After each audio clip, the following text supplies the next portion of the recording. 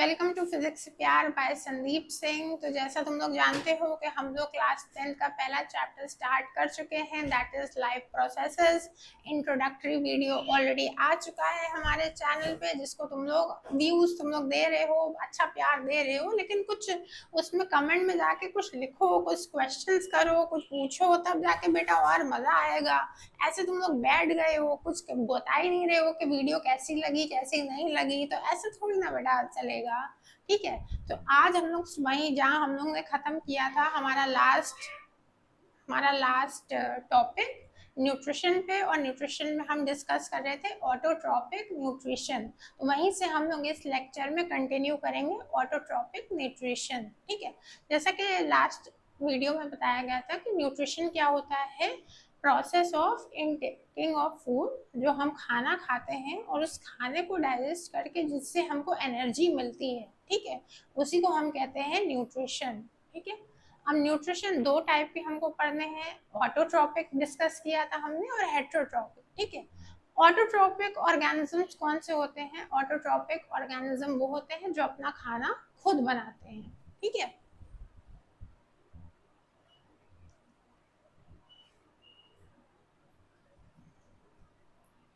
Autotrophic nutrition. ठीक है, autotrophic nutrition एक मिनट।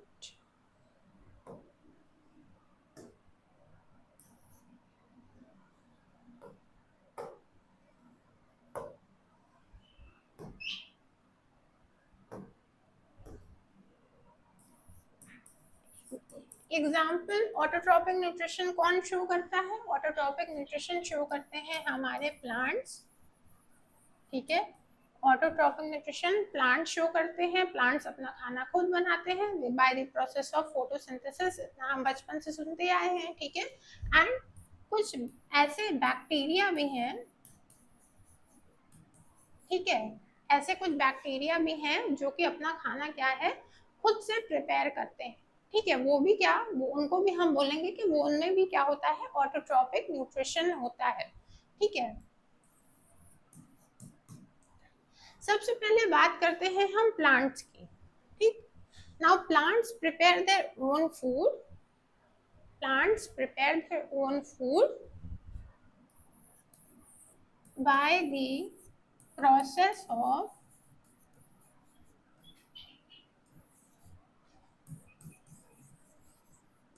फोटोसिंथेसिस। इतना हमने लास्ट वीडियो में भी डिस्कस किया था कि फोटोसिंथेसिस की हेल्प से प्लांट्स अपना खाना खुद बनाते हैं। मैंने क्या बताया था? फोटो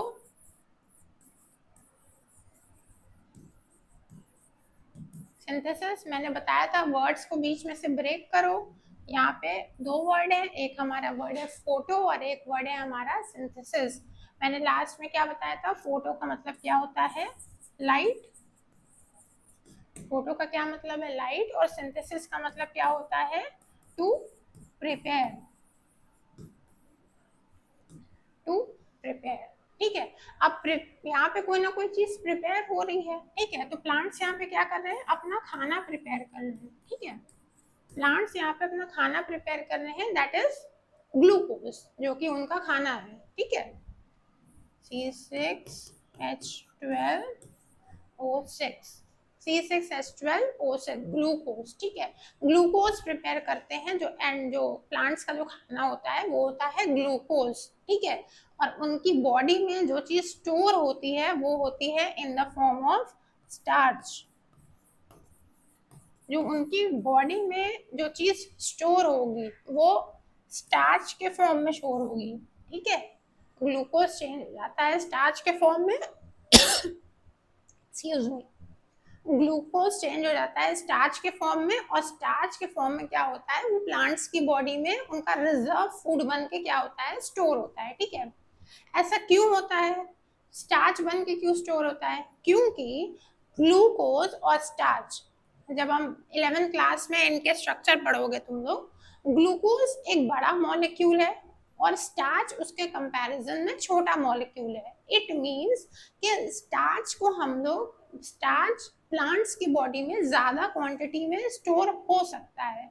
और ग्लूकोज क्या है, ग्लूकोज कंपैरेटिवली बड़ा मॉलिक्यूल होता है तो उसको स्टोर करने में ज्यादा स्पेस लगती है, इसलिए प्लांट्स क्या करते हैं, ग्लूकोज को चेंज कर देते हैं स्टार्च में। ठीक है, अब रॉ मटेरियल्स वेरी इंपॉर्टेंट, यहाँ मैं स्टार बना लेती हूँ। रॉ मटेरियल्स कौन कौन से यूज होते हैं फोटोसिंथेसिस में। ये रॉ मटेरियल्स क्या है, ये कहाँ यूज होंगे, इस प्रोसेस में यूज होंगे। ठीक है, फोटोसिंथेसिस में सबसे पहला है carbon dioxide. Carbon dioxide, plants कहाँ से कार्बन डाइऑक्साइड लेते हैं, प्लांट्स लेते हैं कार्बन डाइऑक्साइड एयर से, इनको हवा से मिलेगा कार्बन डाइऑक्साइड। ठीक है, उसके बाद है वाटर। वाटर कहाँ से मिलता है, प्लांट्स अब्सॉर्ब करते हैं अपनी रूट से, अपनी रूट से ये क्या करेंगे, वाटर को अब्सॉर्ब करेंगे। ठीक है, उसके बाद क्या है, सनलाइट। सनलाइट हमें कहाँ से मिलती है, इतना तो सबको पता है, सनलाइट हमें कहाँ मिलती है, सन से मिलती है। ठीक है, और उसके बाद क्या है, क्लोरोफिल। क्लोरोफिल क्या है, अब देखो जिनको नहीं पता है, क्लोरोफिल एक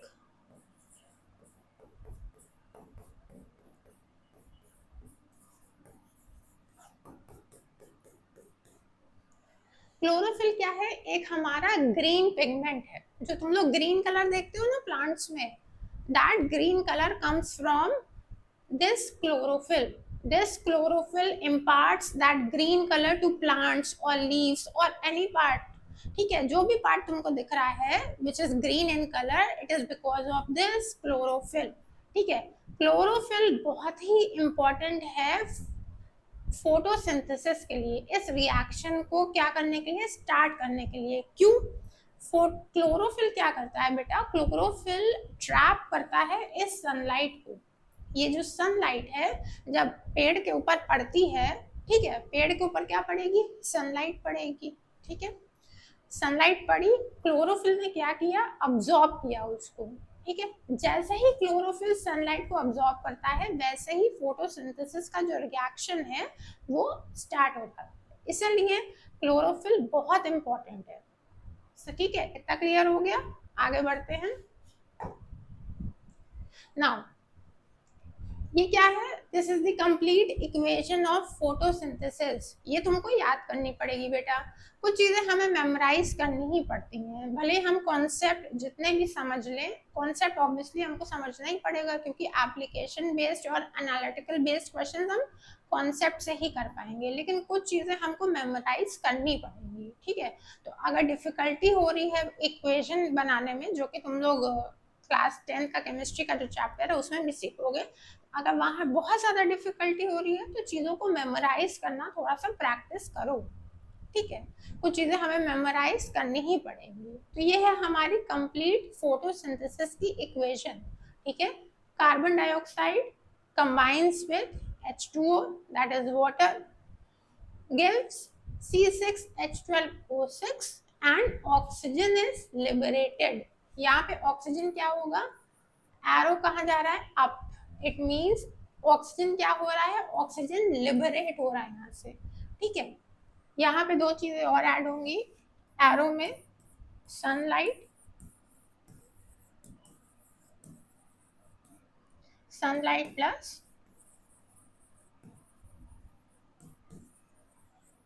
क्लोरोफिल, सनलाइट प्लस क्लोरोफिल। ठीक है, सो सनलाइट की प्रेजेंस में क्लोरोफिल क्या करता है, अब्सॉर्ब करता है सनलाइट को और CO2 कंबाइन करता है H2O के साथ। ठीक है, और हमें क्या मिलता है, C6H12O6। ठीक है, ये क्या है हमारा ग्लूकोज। ठीक है, ये रिएक्शन कहाँ होता है, ये रिएक्शन होता है, पहली चीज ये रिएक्शन होता है हमारा डे टाइम में। कब होता है हमारा, ये हमारा होता है डे टाइम में। ठीक है, क्लोरोफिल कहाँ से, ये रिएक्शन किस सेल ऑर्गेनल में होता है, ठीक है, ये होता है क्लोरोप्लास्ट में। क्लोरोप्लास्ट में होता है। ठीक है, क्लोरोप्लास्ट में क्या होगा, क्लोरोफिल होगा, और वहीं पे क्या होता है, ये रिएक्शन हमारा क्या होता है, वहीं पे ये रिएक्शन चलता है हमारा, ठीक है। अभी मैं बस शॉर्ट में क्लोरोप्लास्ट का स्ट्रक्चर पढ़ाऊंगी जितना अभी के लिए उसकी रिक्वायरमेंट है, ठीक है। चलो हम थोड़ा सा क्लोरोप्लास्ट का स्ट्रक्चर देखते हैं।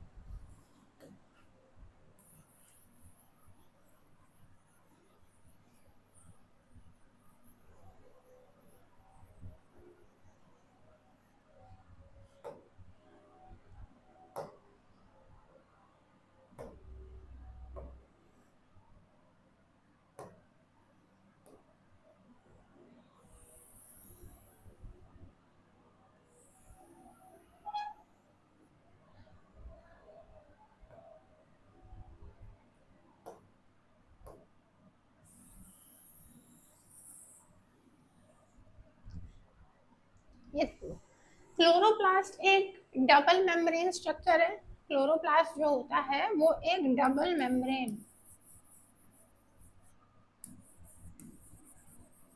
क्लोरोप्लास्ट एक डबल मेम्ब्रेन स्ट्रक्चर है, ठीक है। ये हमारी क्या है, आउटर मेम्ब्रेन, ठीक है। और ये वाली क्या है, येलो वाली क्या है हमारी आउटर मेम्ब्रेन, पिंक वाली क्या है हमारी इनर मेम्ब्रेन, ठीक है। ये क्या है, इनर मेम्ब्रेन, ठीक है। अब इनके अंदर क्या चीजें होती हैं, इनके अंदर ये जो खाली स्पेस देख रहे हो, ये जो मैं डॉट से बना रही हूँ, ये खाली स्पेस, ठीक है। इसको हम लोग क्या कहते हैं, स्ट्रोमा। ये हमारी स्ट्रोमा, ठीक है।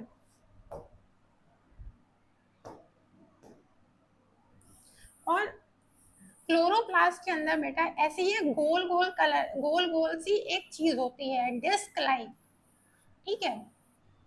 ये एक डिस्क लाइक चीज होती है। इसको अगर मैं सेपरेटली यहाँ ड्रॉ करूं, ये ठीक है। अगर हम ये एक डिस्क लाइक, सीडी आती थी, सीडी सुनते हो ना, सीडी पहले पहले और टाइम में, अभी तो सीडी का तुम लोग को नहीं पता होगा, सीडी सर्च कर लेना, क्योंकि ऐसे समझो सीडी है, ठीक है। एक डिस्क लाइक स्ट्रक्चर है, इसको हम कहते हैं थाइलाकॉइड।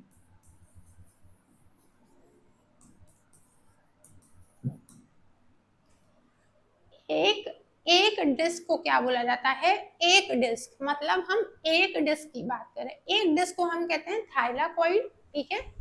और पूरे को मिला के, मतलब अगर हम इस पूरे स्ट्रक्चर की बात करें तो इसको क्या बोलते हैं हम, ग्राना। इसको बोला जाता है ग्राना। जो एक डिस्क लाइक स्ट्रक्चर है वो है हमारा थाइलाकॉइड, और जो एक पूरा स्टैक लाइक स्ट्रक्चर है वो क्या है हमारा, ग्राना, ठीक है। अभी के लिए इतना क्लोरोप्लास्ट का स्ट्रक्चर मोर देन इनफ है तुम्हारी नॉलेज के लिए, ठीक है।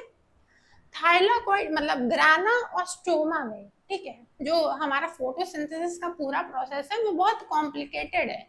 उसमें भी दो दो स्टेप्स हो जाते हैं, एक होता है हमारा लाइट रिएक्शन और एक होता है हमारा डार्क रिएक्शन, ठीक है। तो लाइट रिएक्शन डार्क रिएक्शन मिला के पूरा फोटोसिंथेसिस हमारा क्या होता है, कंप्लीट होता है, ठीक है। तो इसी में चलता है हमारा लाइट रिएक्शन भी और डार्क रिएक्शन भी, ठीक है। फोटोसिंथेसिस में हो क्या रहा है ये समझो। फोटोसिंथेसिस में हमारी जो लाइट एनर्जी है,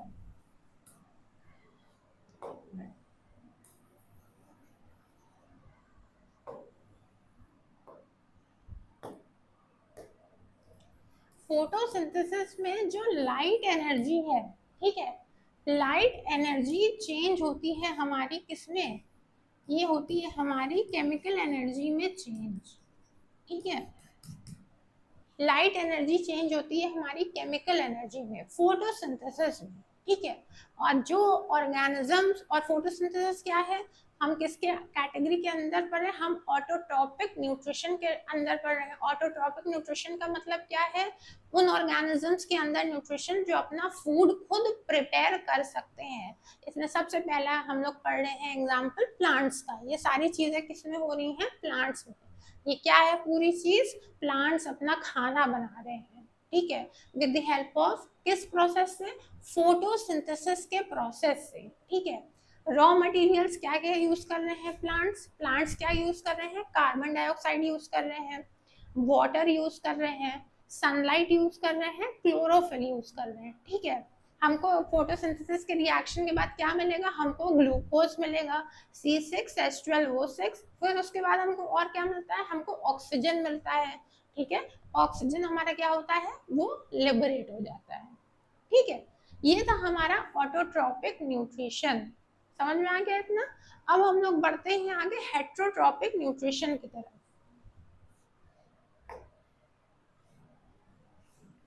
चलो, हेट्रोट्रॉपिक न्यूट्रिशन। हेट्रोट्रॉपिक न्यूट्रिशन मतलब जैसे कि एनिमल्स हैं, ह्यूमन बींग्स, हम भी एनिमल्स के अंडर में आते हैं, ठीक है, एनिमल्स की कैटेगरी में आते हैं।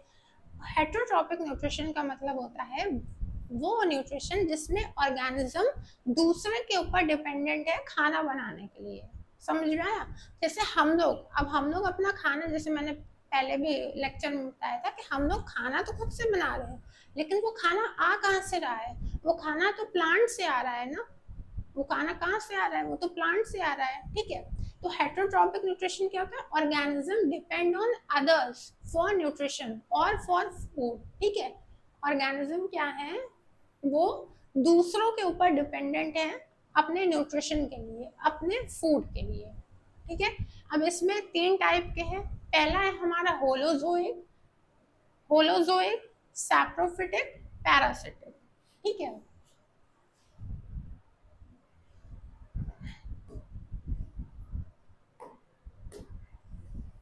चलो एक एक करके तीनों को समझते हैं शॉर्ट में कि होते क्या है।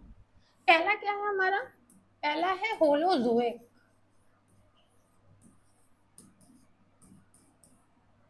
होलोजोइक न्यूट्रिशन, ठीक है। ये कौन शो करता है, ये ह्यूमन शो करते हैं। एग्जाम्पल क्या होगा, ह्यूमंस, ठीक है।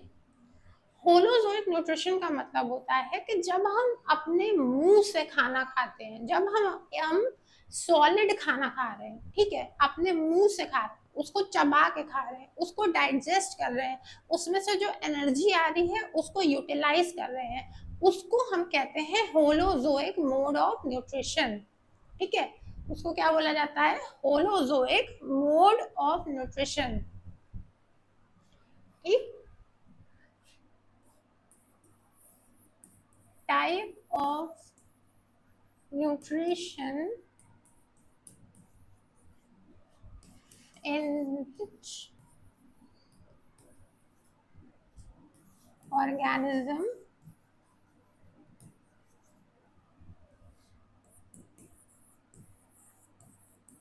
ingest food, digest food and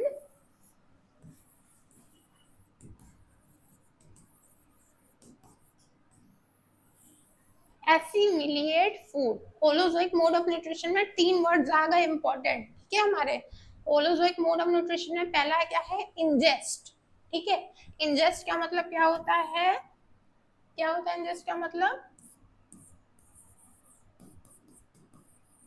taking food, ठीक है, अपने मुंह से खाना खाना, इंजेशन, टेकिंग अप फूड, ठीक है। फिर उसके बाद क्या वर्ड लिखा है, डाइजेस्ट। डाइजेस्ट कैसे होता है, with the help of digestive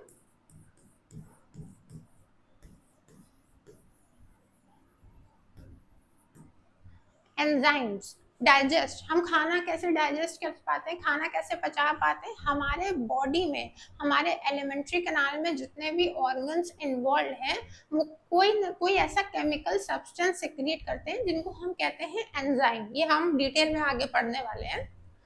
तो ये एंजाइम्स हमको हेल्प करते हैं डाइजेशन में, ठीक है। पहला क्या है, इंजेस्ट करना। इंजेस्ट मतलब खाना खाना, मुंह से खाना खाना, ठीक है। उसके बाद क्या हुआ, खाना डाइजेस्ट हो गया डाइजेस्टिव एंजाइम्स की हेल्प से, ठीक है। फिर उसके बाद क्या करना है, हमको उसको असिमिलिएट करना है। असिमिलिएट करने का मतलब होता है ये जो हमको खाना खाया है हमने, जो खाना डाइजेस्ट हो गया, अब हम उसको क्या करेंगे, यूज करेंगे। तो उसको यूज करने को बोलते हैं असिमिलिएशन और टू असिमिलिएट, ठीक है। ये मीनिंग होता है असिमिलिएशन का, समझ में आया। तो ये होता है हमारा होलोजोइक न्यूट्रिशन। ठीक है, जहाँ पे न्यूट्रिशन हम लोग कैसे एक्वायर करते हैं, खाना खा के एक्वायर करते हैं। ठीक है, इसको हम कहते हैं होलोजोइक मोड ऑफ न्यूट्रिशन। फिर है हमारा सैप्रोफिटिक।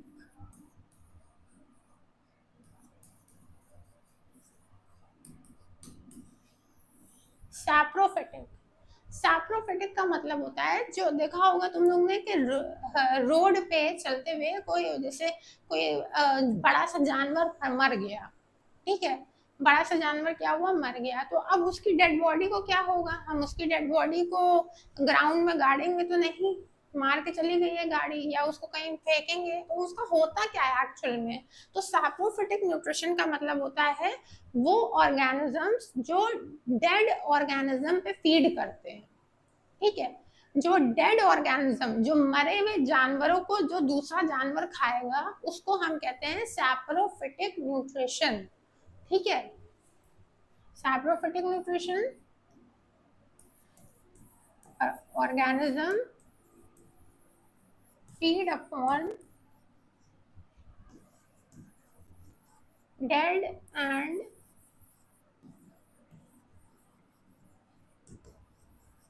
decaying organism। ऑर्गेनिज्म यहाँ पे क्या खाते हैं, ऑर्गेनिज्म यहाँ पे खाते हैं मरे हुए जानवर। ठीक है, या कोई भी मरा हुआ ऑर्गेनिज्म है उस पे वो क्या करते हैं, फीड करते हैं। ठीक है, अब इसका एग्जाम्पल तुम लोग सोच के कमेंट में लिखोगे कि ऐसा कौन सा ऑर्गेनिज्म है जो सैप्रोफिटिक न्यूट्रिशन शो करता है। ठीक है, कमेंट में लिखना जरूर, मैं वेट करूंगी तुम लोग के कमेंट्स का। ठीक है, और लास्ट, ये दूसरा था हमारा, और लास्ट है हमारा क्या, पैरासिटिक।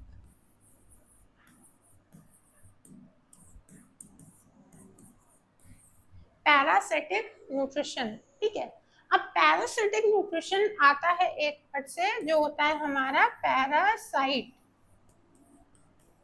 ठीक है, पैरासाइट क्या होते हैं, पैरासाइट वो ऑर्गेनिज्म होते हैं जो दूसरे लिविंग ऑर्गेनिज्म के ऊपर रहते हैं। ठीक है, और उनके ऊपर रह के अपना न्यूट्रिशन उनकी बॉडी से ड्रॉ करते हैं, चाहे वो एक ऑर्गेनिज्म के अंदर भी रह सकते हैं या एक ऑर्गेनिज्म की बॉडी पे बाहर भी रह सकते हैं। तुम लोग ने बहुत सिंपल सा एग्जांपल है, जूम, बाल में जूम हो जाती है ना, लाइस। ठीक है, उसको हम लोग इंग्लिश में लाइस कहते हैं, हिंदी में अपनी नॉर्मल लैंग्वेज में हिंदी भाषा में जू कहते हैं। ठीक है, तो जो लाइस होती है वो हमारे कहाँ रहती है, स्कैल्प पे रहती है। ठीक है, वो लाइस हमारे बॉडी का पार्ट नहीं है, वो एक पैरासाइट है। ठीक है, अब लाइस क्या करेगी, हमारे स्कैल्प में रहेगी, और लाइस क्या करेगी, हमारे स्कैल्प में से ब्लड को सक करेगी, खून को वहां से क्या करेगी, सक करेगी।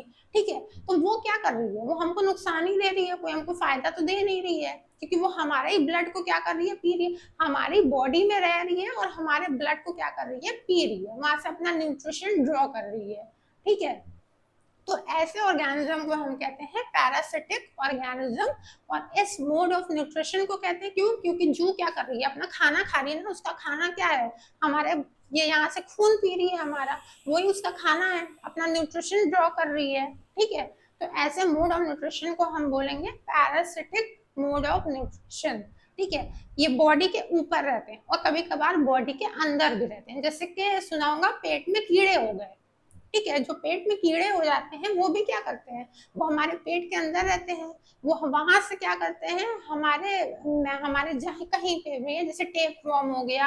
ठीक है, अब वो क्या करेगा, वहां से अपना न्यूट्रिशन ड्रॉ करेगा, खून को सक करेगा।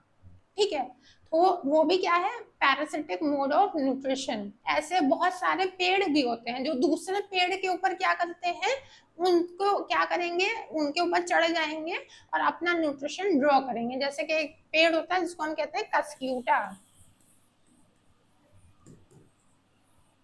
कस्क्यूटा, कस्क्यूटा एक पेड़ होता है, वो भी parasitic mode of nutrition show करता है। ठीक है, तो ये था पूरा न्यूट्रिशन हमारा, जिसमें हमने पढ़ा ऑटोट्रॉपिक न्यूट्रिशन जो हमने प्लांट्स में देखा, फोटोसिंथेसिस को समझा, उसके बाद हमने समझा हेट्रोट्रॉपिक न्यूट्रिशन, उसमें हमने 3 चीजें देखी, होलोजोइक जिसको हम कहते हैं मुंह से खाना खाना। ठीक है, जिसमें इंजेशन होता है, डाइजेशन होता है, असिमिलिएशन होता है, ठीक है। फिर उसके बाद क्या है, सैप्रोफिटिक। सैप्रोफिटिक ऑर्गेनिज्म कौन होते हैं, जो मरे हुए ऑर्गेनिज्म से अपना खाना, अपना न्यूट्रिशन ड्रॉ करते हैं। फिर उसके बाद क्या है, पैरासिटिक है। पैरासिटिक वो ऑर्गेनिज्म होते हैं जो किसी और ऑर्गेनिज्म की बॉडी पे रह के अपना खाना वहां से क्या करते हैं, अपना न्यूट्रिशन वहां से ड्रॉ करते हैं, ठीक है। पैरासिटिक में दो चीजें याद रखना, जैसे कि ह्यूमन है और ह्यूमन अभी मैंने बताया वहां पे क्या रहती है, लाइस, ठीक है। तो जो ह्यूमन हुआ, ह्यूमन जिस बॉडी पे पैरासाइट रह रहा है वो बॉडी बन जाती है होस्ट, ठीक है। जिस बॉडी जो भी पैरासाइट है वो जिस भी ऑर्गेनिज्म की बॉडी पे रह रहा है तो उसको हम क्या बोलेंगे, होस्ट बोलेंगे, ठीक है। क्या बोलते हैं हम, होस्ट बोलते हैं, ठीक। और जो पैरासाइट है, ठीक है, जो पैरासाइट है, जो भी ऑर्गेनिज्म है जो वहां पे रह रहा है वो हो जाता है हमारा पैरासाइट। वो क्या हो जाता है, हमारा पैरासाइट हो जाता है, ठीक है। तो अब तुम लोग के लिए होमवर्क में क्या छोड़ के जा रही हूँ, तुम लोग के लिए बहुत इंपॉर्टेंट होमवर्क है आज का, ठीक है। तुम लोग को क्या करना है, सबसे पहले अगर नोट्स बनाना तुम लोग ने चालू नहीं किया है, चाहे वो किसी भी सब्जेक्ट में हो, 10th क्लास का कोई भी सब्जेक्ट हो, तुम लोग ने नोट्स बनाने चालू नहीं किए हैं, ठीक है। एक ब्लैंक कॉपी लो, ठीक है। कंप्यूटर, लैपटॉप सब यूज करते हैं, फोन सब यूज करते हैं, ठीक है। वहां से निकालो पीडीएफ, उसको प्रिंट कराओ, जो तुम्हारा सिलेबस है क्लास 10th का सीबीएसई साइट में तुम्हें आराम से मिल जाएगा, ठीक है। वहां से पीडीएफ निकालो, उसको प्रिंट कराओ पूरा सारे सब्जेक्ट का, और ये सारी कॉपियों में तुमको करना है, ठीक है। वो पहले फ्रंट पेज पे ही वो अपना जो पूरा बोर्ड का सिलेबस है और जो भी सब्जेक्ट का लगा रहे हो, ठीक है, जो भी सब्जेक्ट की कॉपी है उसको वहां पे सबसे पहले स्टिक कर दो, ठीक है। तो और उसके बाद जो भी अपनी टेक्स्ट बुक तुम यूज करने वाले हो, पलट पलट के सारे टॉपिक्स को एक बार अच्छी तरीके से देख लो कि टॉपिक्स मैच कर रहे हैं कि नहीं बोर्ड के सिलेबस के साथ, ठीक है। ये पहली चीज हुई। दूसरी बहुत इंपॉर्टेंट चीज बोर्ड की तैयारी के लिए, तुमको सॉल्व्ड क्वेश्चंस पेपर लेने पड़ेंगे प्रीवियस ईयर्स के। मैंने हमेशा बोला है, मैं अपने बच्चे को हमेशा इतने सालों की टीचिंग में, बोर्ड के क्लासेस की टीचिंग में हमेशा बोलती आई हूँ कि 10 साल के सॉल्व्ड क्वेश्चंस पेपर उठाओ, कहीं से भी लो, चाहे वो सेकंड हैंड बुक्स हो चाहे वो फर्स्ट हैंड हो, डजंट मैटर। 10 साल के क्वेश्चन पेपर उठाओ और उनको पढ़ना चालू करो पर टॉपिक। जैसे कि तुमने आज न्यूट्रिशन खत्म किया, अब न्यूट्रिशन के तुम्हें 10 इयर्स के क्वेश्चन निकालो कि किस तरीके के क्वेश्चन पूछे गए हैं ओवर द इयर्स, उनका पैटर्न को समझो। कुछ रिसर्च डेवलपमेंट, तो रिसर्च और R&D डिपार्टमेंट तो तुम लोग भी करोगे ना बेटा, वो तो तुम्हारे ऊपर, अब इतने बड़े हो चुके हो तुम, है ना। तो वहां जाके देखो कि किस तरीके के क्वेश्चंस बोर्ड में पूछे गए हैं, और लेटेस्ट ईयर्स तो तुम्हें निकालने ही पड़ेंगे, तभी तुमको क्वेश्चन कैसे आंसर करना है, किस लैंग्वेज में आंसर करना है, सेंटेंस फ्रेमिंग कैसे करनी है, कीवर्ड्स कहाँ यूज करना है, तुमको वहीं से बहुत अच्छी तरीके से समझ में आएगा, ठीक है। तो ये दोनों चीजें तुम लोग जल्दी से जल्दी हर सब्जेक्ट के लिए करना चालू कर दो। तुम्हारे देखो, जब हम किसी भी कहीं भी जा रहे होते हैं, अगर हमको कोई जगह नहीं पता है, ठीक है, हम कहीं जा रहे हैं, तो सबसे पहले हम लोग क्या करेंगे, सबसे पहले हम लोग तो क्या लगाते हैं, गूगल मैप लगाते हैं ना। गूगल मैप लगाते हो तो तुम्हारा तो पहला बोर्ड का पेपर होने जा रहा है, तुमने इससे पहले बोर्ड तो दिया नहीं, ठीक है। तो तुमको भी एक मैप की जरूरत है ना, जो तुमको तुम्हारे बोर्ड तक ले जाए। तो ये तुम्हारा पहला और दूसरा कदम ही होने वाले हैं उस जर्नी के लिए जो तुम अभी से तैयारी कर रहे हो 2027 के बोर्ड की, ठीक है। तो आज इन दो होमवर्क के साथ मैं तुम्हें छोड़ के जाऊंगी, और कमेंट्स में लिख के अपने क्वेश्चंस पूछो, हमारे वीडियोस को लाइक करो, सब्सक्राइब करवाओ और शेयर करो ज्यादा से ज्यादा, ठीक है। मिलते हैं नेक्स्ट वीडियो में, बाय।